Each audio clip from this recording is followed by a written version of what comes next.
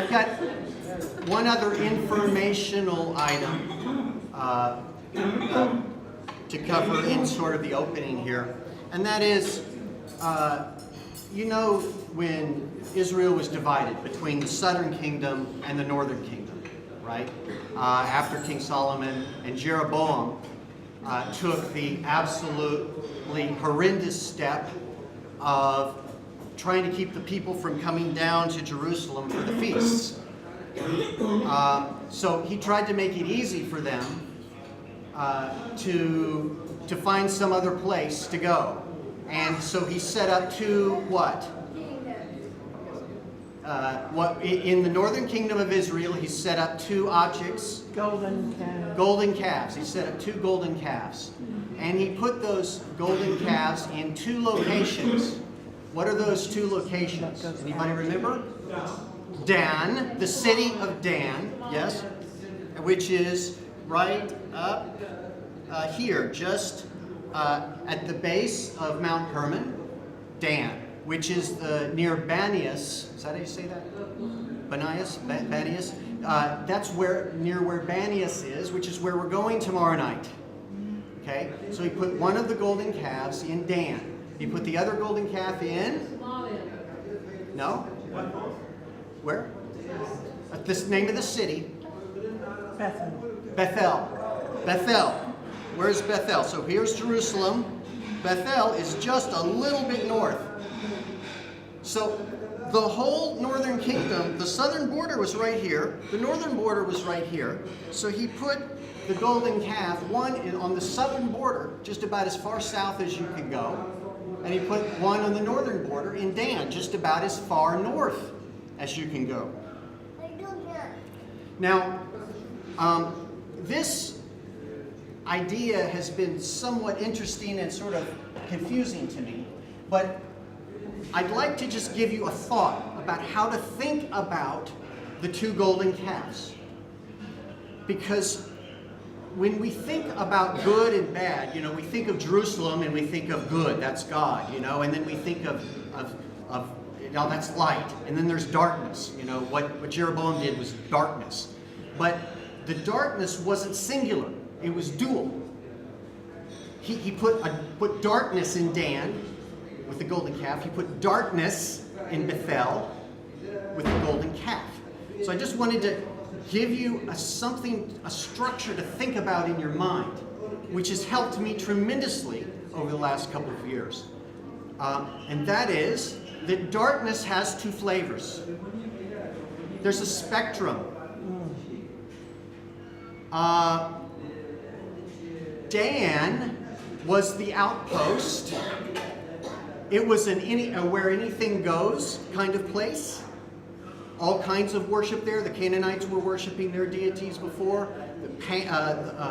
Many gods were worshipped in Dan. It was an anything you want kind of, you can get anything you want there. Okay? Bethel was a place of great tradition, of great amazing things happened in Bethel. Abraham stopped by there. Jacob saw the vision there. God reinforced his covenant to Jacob in Bethel. It is a great place of great history, of great meaning. And yet, Jeroboam took Bethel and took that place to put a golden calf. And then he put a bunch of priests there improperly. They weren't Levites. But you see, Bethel is very close to Jerusalem. And it had the traditions. As many traditions as you could have in the northern kingdom, you could find in Bethel. It was a place of great tradition, of great history, of great meaning. Can you catch what I'm telling you?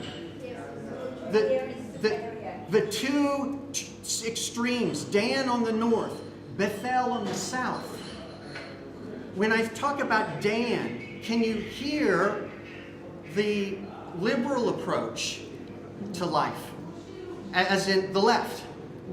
When I talk about Bethel, can you hear the conservative approach to life, as in the right? You see that people have a bent. They are they fall on a spectrum, and they tend to fall either to the left or to the right.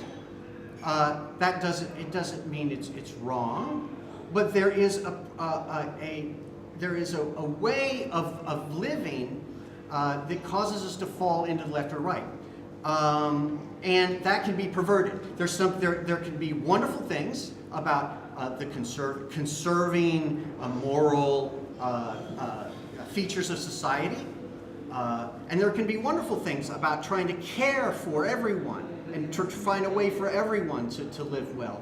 Those are good values. But they can also be perverted. And in the left, you can go into lawlessness, and it becomes anything goes, and it's sin, 24/7. And then in the conservative side, it can be self-righteousness. And, well, we've got it. We don't need to go to Jerusalem. We've got our own thing going here. We've got our family tradition. We've got our own cultural traditions, and let's just stay within those. So, which one of those cities is closer to Jerusalem? Bethel, right? But is it Jerusalem? Is it the same as Jerusalem? So you see, whether regardless of our politics and where our family and our friends and so forth, there's a way to see goodness in way people fall in terms of being left or right. But there's also that the enemy wants to subvert it and to pervert it and to turn it for evil, and either one can be turned into evil. Okay, that's the point. And okay, so that's all I wanted to say about that. I'm making that point because I'd like to reference it later.